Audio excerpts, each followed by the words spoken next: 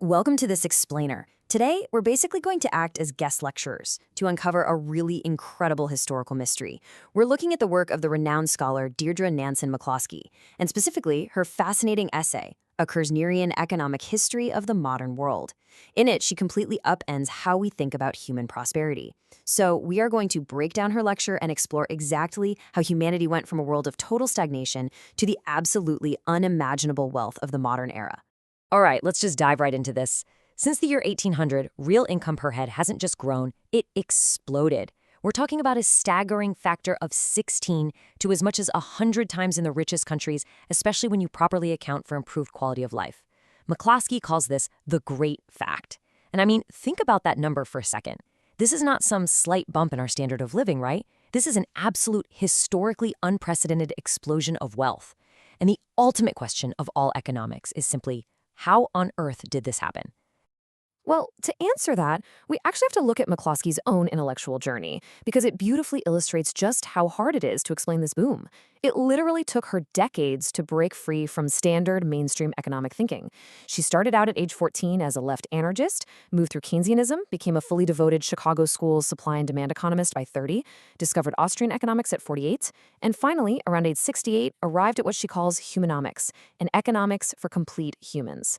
It took an entire lifetime to realize that standard math equations just couldn't explain the great fact. See, for years, mainstream economics, what McCloskey calls Samuelsonian economics, relied on this concept we'll call mute max u. It's a delightfully mechanical but completely silent view of human behavior. It basically pictures all of us as these calculating robots quietly maximizing our utility by constantly shuffling around our resources and motivated entirely by routine prudence. There's no talking, no passion, just silent, cold calculation.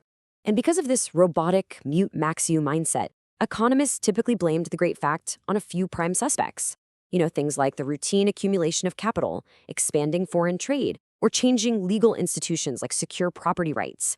But here is the devastating historical truth. Routine reshuffling of resources completely fails to explain 100 times boom. Ancient Rome had complex laws of contract. Ancient China had secure property for millennia. Yet, neither of them experienced the great fact. Merely shuffling existing bricks and money around simply doesn't create a modern world.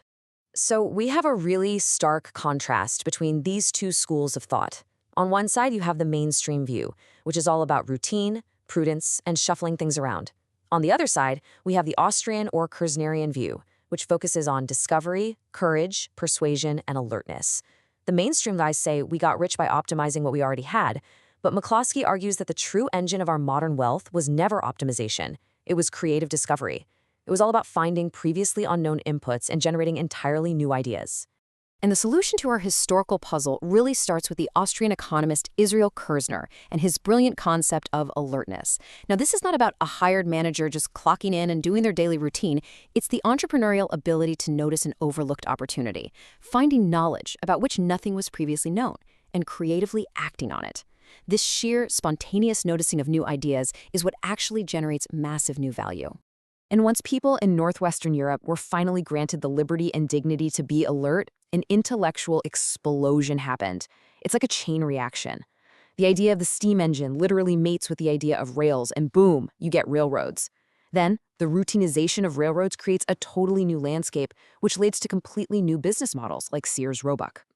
These initial discoveries act like a nuclear reactor, breeding baby ideas that continuously transform the world.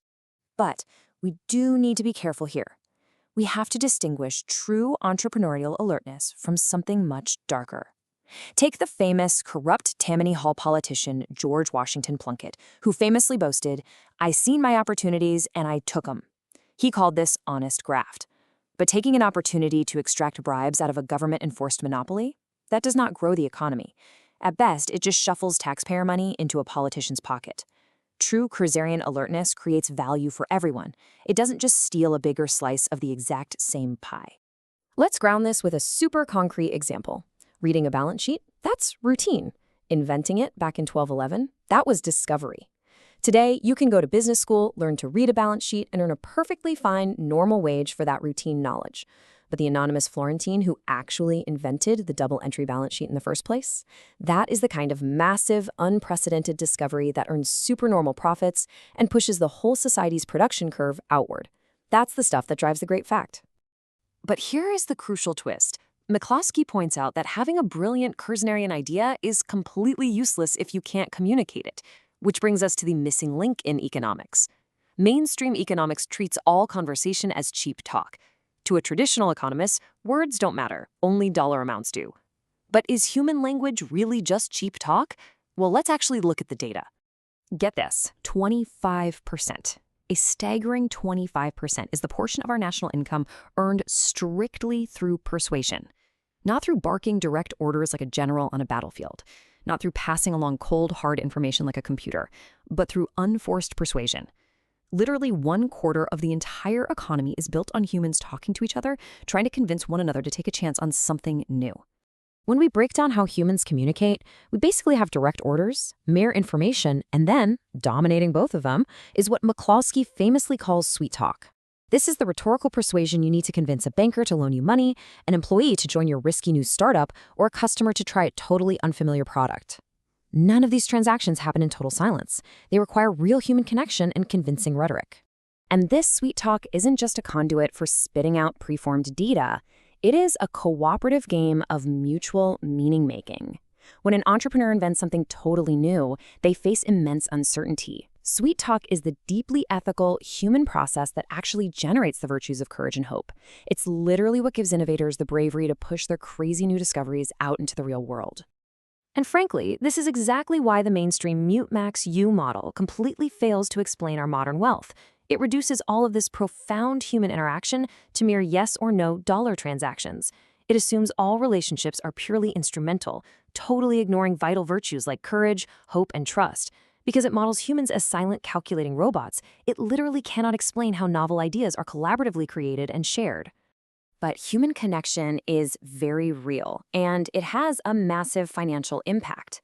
Consider this number, $2.25 million. This comes from a sociological study of 40 hotel managers in Sydney, Australia. The researchers found that genuine friendships between competing hotel managers generated over $2 million more in revenue per year than hotels run by friendless managers. Because they were friends, they confidently recommended fully booked clients to one another and collaborated genuinely. And here's the real kicker from that hotel study. You simply cannot fake trust for material gain.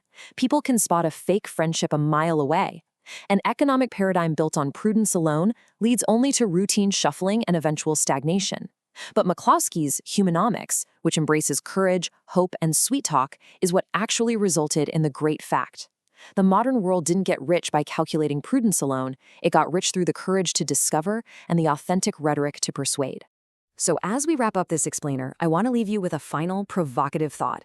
If human persuasion, trust, and cooperative sweet talk are the true secret ingredients behind the great fact of our historical wealth, can our prosperity actually survive a world that increasingly prioritizes silent algorithms, automation, and calculation over genuine creative conversation? It definitely forces us to rethink everything we know about the value of simply talking to one another. Thanks so much for joining us for this lecture on McCloskey's extraordinary essay, and keep exploring the incredible history behind our modern world.